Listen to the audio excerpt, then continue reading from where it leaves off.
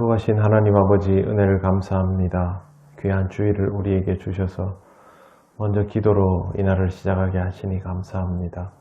주의 말씀을 들으며 이 하루를 시작합니다. 성령님, 우리를 인도하여 주셔서 온전히 아버지의 뜻대로 구하는 이 시간 되게 하옵소서.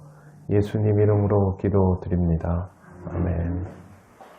찬송가 341장 하나님께 찬양드립니다. 십자가를 내가 지고 주를 따라갑니다. 이제부터 예수로만 나의 보배 삼겠네. 세상에서 부귀 영화 모두 잃어버려도 주의 평안 내가 받고 영생 복을 받겠네. 주도 곤욕 당했으니 나도 곤욕 당하리. 세상 사랑 간사하나 예수 진실합니다. 예수 나를 사랑하사 빛난 얼굴 보이면 원수들이 미워해도 염려할 것 없겠네.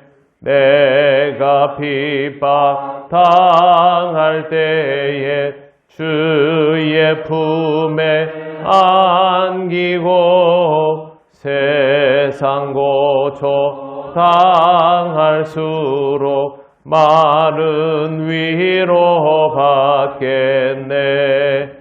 주가 주신 기쁨 외에 기뻐할 건 무엇냐. 주가 나를 사랑하니 기뻐할 것뿐일세. 아멘. 하나님 말씀 로마서 15장 3절 4절입니다. 다 같이 봉독하겠습니다. 그리스도께서도 자기를 기쁘게 하지 아니하셨나니 기록된 바 주를 비방하는 자들의 비방이 내게 미쳤나이다 함과 같으니라.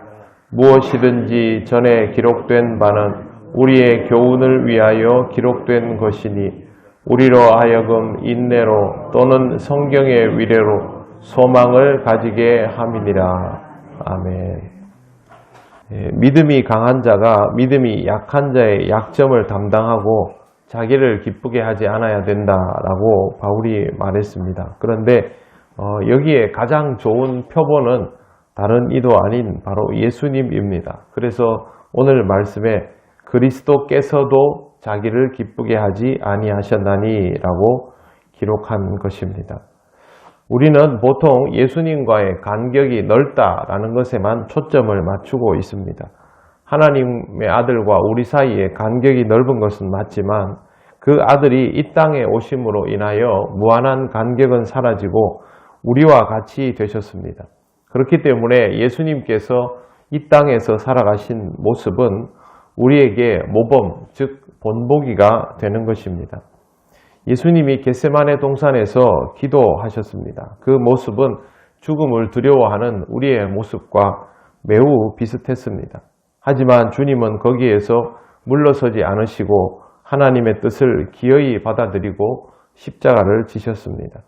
우리와 똑같은 육체를 가지고도 우리와는 비교할 수 없는 믿음, 그 믿음을 하나님을 향하여 가지고 있었기 때문에 우리를 위하여 십자가를 지신 것입니다. 십자가는 사망의 고통입니다. 기뻐할래야 기뻐할 수 없는 것입니다. 하지만 주님은 이것을 기쁘게 담당하셨습니다. 이런 모습이 바로 믿음이 강한 자가 믿음이 약한 자, 믿음이 없다시피 한 자의 약점을 담당하는 것이고 우리는 이런 예수님의 모습을 우리의 모범으로 받아들여야 하는 것입니다. 바울은 그리스도께서 스스로를 기쁘게 하지 아니하신 증거로 구약 10편 69편 9절을 인용하고 있습니다. 주의 집을 위하는 열성이 나를 삼키고 주를 비방하는 비방이 내게 미쳤나이다 라는 내용입니다. 하나님께 순종하는 그리스도의 마음이 그리스도를 십자가 고난으로 몰아넣고 하나님을 비방하고자 하는 악한 마음과 시도들이 하늘의 하나님이 아닌 이 땅에 오신 독생자 예수 그리스도에게 미쳤다라는 뜻이니 딱 예수님에게 맞는 내용입니다. 4절을 보십시오. 무엇이든지 전에 기록된 바는 우리의 교훈을 위하여 기록된 것이니 우리로 하여금 인내로 또는 성경의 위로로 소망을 가지게 함이니라. 기록된 바라는 건 구약의 말씀입니다. 구약 성경 말씀들은 예수님과 이미 간격이 굉장히 멉니다. 출애굽기를 보면 역사적으로 예수님의 시대와 최소한 1300년의 간격이 있습니다. 1300년이라고 하면 전혀 다른 세상이 되는 것이죠. 그렇다면 쓸모없다고 느껴질 수도 있습니다. 요즘 시대 사람들 중에 성경 말씀이 아주 옛날 사람들 이야기다라고 판단하는 이들도 있지 않습니까?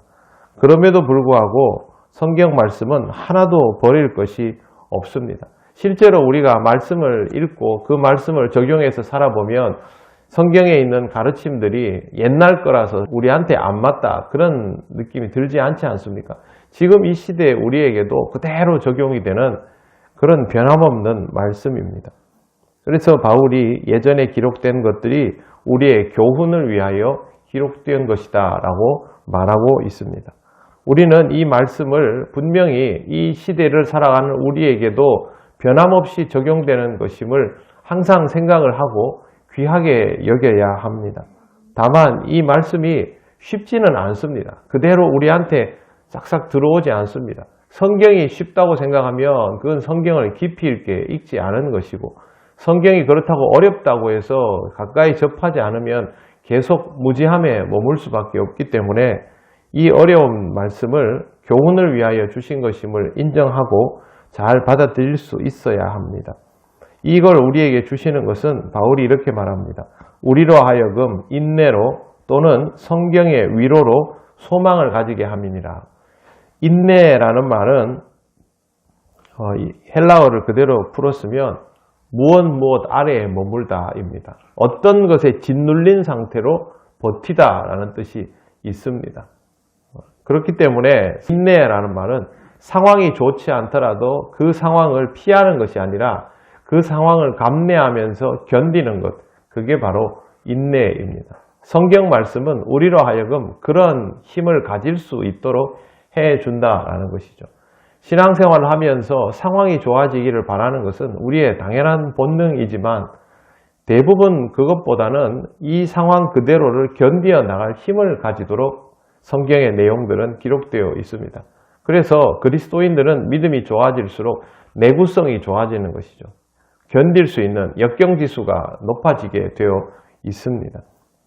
그 다음에 또 하나는 성경의 위로로 소망을 가지게 함이니라.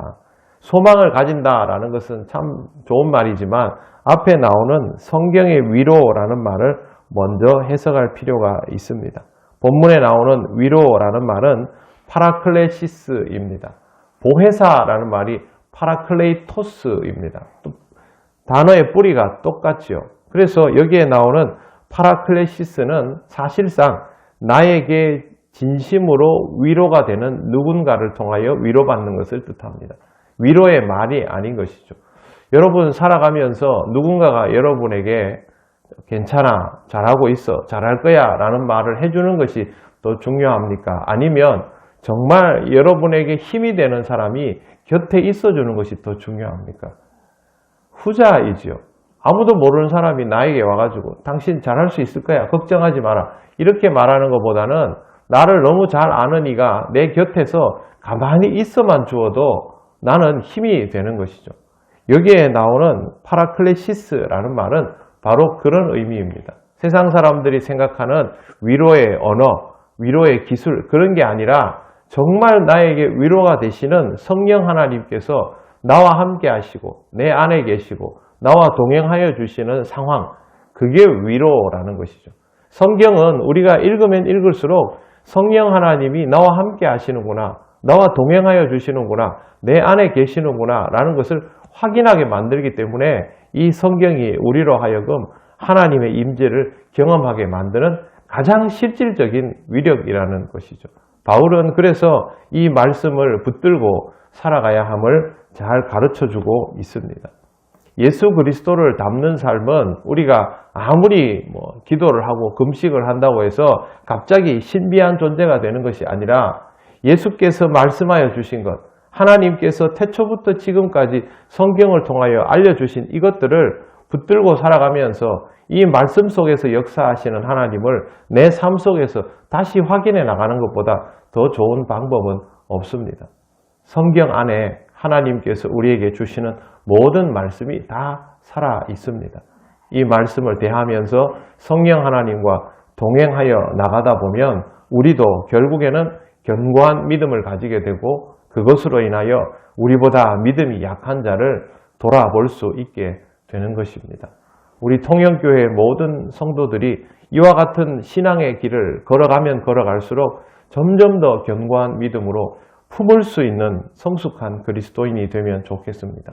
하나님이 그러면 우리에게 사람들을 붙여줄 때마다 우리는 그 사람들을 더욱더 품어갈 수 있는 사람들이 됩니다.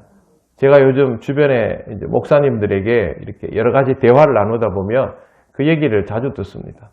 목사님, 우리 교회는 새 가족이 와도 서로 돌아보지를 않습니다. 그래서 저는 우리는 안 그런데요. 우리는 장로님들부터 교인들까지 새 가족이 오면 다 와서 한 번씩 인사하고 가까운 데 있으면 전화라도 한 번 더 하고 식사라도 하고 꼭 그렇게 합니다. 어떻게 그렇습니까? 우리는 다들 소중하게 생각을 합니다.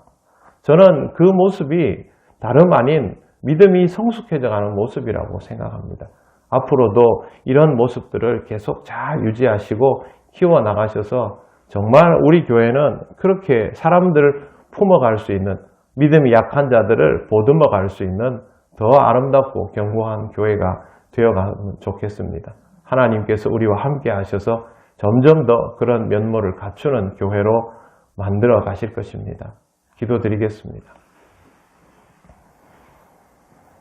하나님 은혜를 감사합니다. 우리의 믿음이 약할 때 누군가를 통하여 우리를 지탱하여 주시고 이제 우리가 조금씩 믿음이 성장함에 따라 우리에게 사람들을 붙여주셔서 그들을 품을 수 있도록 해주신 것을 감사합니다.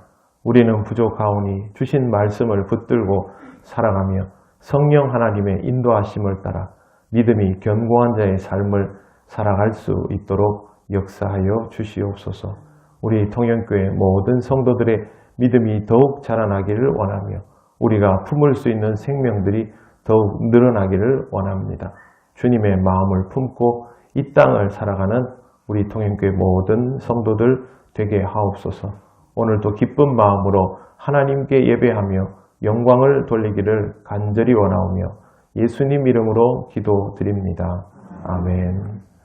하늘에 계신 우리 아버지, 아버지의 이름을 거룩하게 하시며 아버지의 나라가 오게 하시며 아버지의 뜻이 하늘에서와 같이 땅에서도 이루어지게 하소서. 오늘 우리에게 일용할 양식을 주시고 우리가 우리에게 잘못한 사람을 용서하여 준 것 같이 우리 죄를 용서하여 주시고 우리를 시험에 빠지지 않게 하시고 악에서 구하소서. 나라와 권능과 영광이 영원히 아버지의 것입니다. 아멘.